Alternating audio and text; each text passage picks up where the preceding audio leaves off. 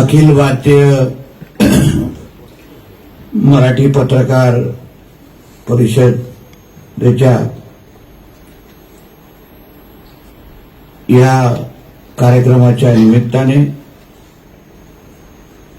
इथे उपस्थित असलेले सिंधुदुर्ग जिल्ह्याचे जिल्हाधिकारी सन्माननीय अनिल पाटीलजी, मराठी पत्रकार परिषदेचे मुख्य विश्वस्त सन्माननीय एस.एम. देशमुखजी, जिल्हा बँकेचे अध्यक्ष सन्मान्य मनीष दळवीजी, सन्मान्य किरण नाईकजी, सन्मान्य शरद पाबळेजी, सन्मान्य मिलिंद आष्टीकरजी, सन्मान्य शिवराज काटकरजी, सन्मान्य सुरेश नाईकवाडेजी, सन्मान्य शेख मनसूरभाई, सन्मान्य अनिल वाघमारेजी, आमच्या सिंधुदुर्ग जिल्हा पत्रकार संघाचे अध्यक्ष सन्मान्य उमेश तोरसकरजी, माजी अध्यक्ष सन्मान्य गजानन नाईकजी, माजी अध्यक्ष सन्मान्य गणेश जेटेजी, उपस्थित असलेले महाराष्ट्राच्या कानकोपऱ्यातून त्या जिल्ह्याचे प्रतिनिधी करणारे सर्वच प्रमुख मान्यवर,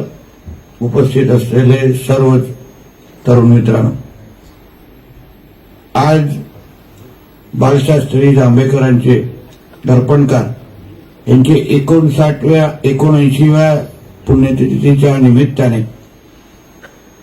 आज आपण इथे सगळेजण जमलेलो आहे. त्यांना मी सर्वात प्रथम अभिवादन करतो आणि या जिल्ह्याचा पालकमंत्री म्हणून आज आपण सगळेजण जिल्ह्यात महाराष्ट्राच्या कानकोपऱ्यातून इथे आलेला आहात.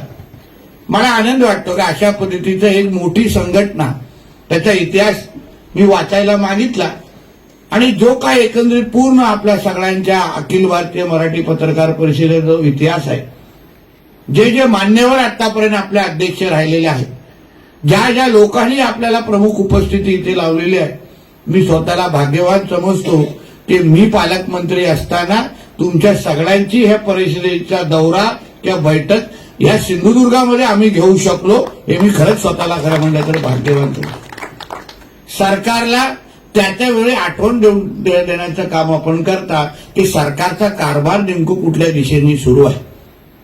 मोठ्यातले मोठे लोकप्रतिनिधी, नेते, जे मुख्यमंत्री राहिलेले आहेत, त्यांना प्रत्येकामध्ये मी नेहमी एक गुण मला अनुभवायला भेटलेला आहे. मी असंख्य लोकांचे आत्मचरित्र वाचणाऱ्यापैकी आहे. असंख्य लोकांना भेटण्याची संधी मिळाल्या, ज्यांनी ज्यांनी राज्याचे नेतृत्व केले, काही मुख्यमंत्र्यांना आणि लोकप्रतिनिधींना भेटलो. प्रत्येकाच्या मुखातून मी एवढं एक निश्चित पद्धतीने ऐकलंय की माझ्या प्रवासामध्ये किंवा माझ्या जडणघडणमध्ये पत्रकार मित्रांचा हा सिंहाचा वाटा राहिलाय, हे मी नेहमी त्यांच्या सगळ्यांकडून ऐकलेलं आहे.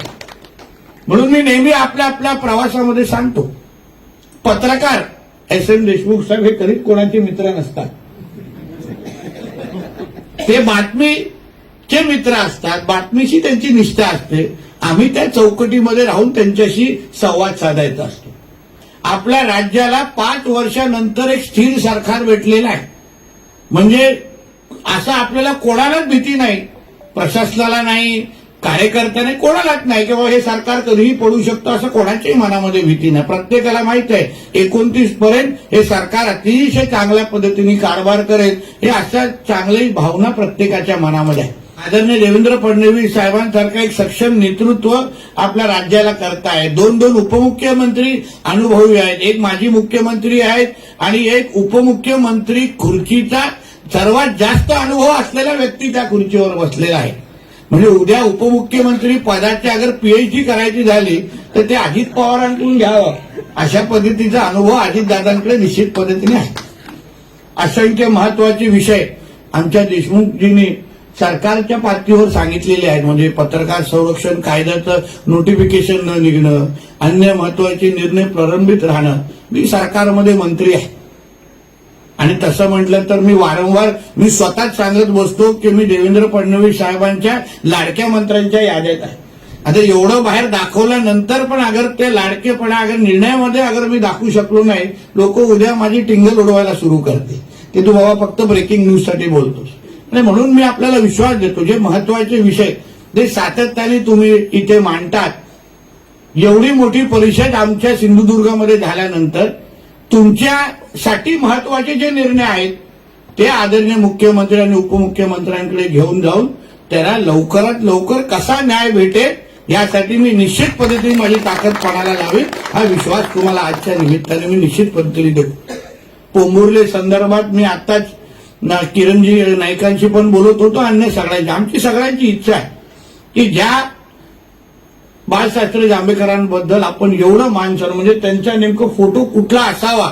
आता मला किरणजींनी सांगितलं की हा फोटो पण आदरणीय हिंदू हृदय सम्राट बाळासाहेब ठाकरे साहेबांनी निवडलेला हा फोटो आहे आणि म्हणून बाळशास्त्री जांभेकर साहेबांबद्दल असलेला आपला सगळ्यांचा सन्मान आणि भावी पिढीला पण तो विषय कळला पाहिजे. आणि म्हणून पोंभुर्लेमध्ये जो माझ्याच मतदारसंघामध्ये त्यांचं गाव येतं आणि तिथेही आम्ही सगळ्या जणांनी लक्ष घालायला सुरुवात केलेली आहे.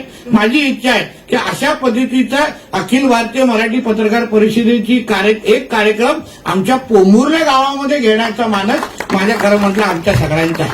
जुनी आठवण आहे जेव्हा बाळासाहेब ठाकरे साहेबांनी आपल्या राणे साहेबांना मुख्यमंत्री बनवण्याच्या अगोदर एस.एम. देशमुख साहेब विचारलं की आता त्याला ते नावानी बोलायचे की नारायण तुला मुख्यमंत्री बनवलं तर तू प्रशासन चालवशील का. राणे साहेबांनी त्यांना उत्तर दिलं की साहेब मी प्रशासन चालवणार नाही, प्रशासन पळवणार. आणि त्या शाळेचे आम्ही पण विद्यार्थी असल्यामुळे आमचं प्रशासन पळत आहे, चालत नाही. आणि म्हणून आपल्याला विश्वास देतो ज्या ज्या अपेक्षा आपण आमच्याकडून व्यक्त केलेला आहे. आवर्जून वराडकरजींचं स्मारक त्यांनी ते बाबूराव पराडकर म्हणजे इथे आपल्या पराड गावाचे पराडकरजींचं जे काय स्मारकाबद्दल आपण जे उल्लेख केला त्या बाबतीमध्ये निश्चित पद्धतीने आम्ही सगळेजण आपल्या संपर्कात राहून तेही स्मारक एक सुसज्ज असं स्मारक आमच्या सिंधुदुर्ग जिल्ह्यामध्ये कसं तयार होईल या बाबतीमध्ये आम्ही निश्चित पद्धतीने काम करू. हाही विश्वास तुम्हाला ह्या निमित्ताने मी देतो.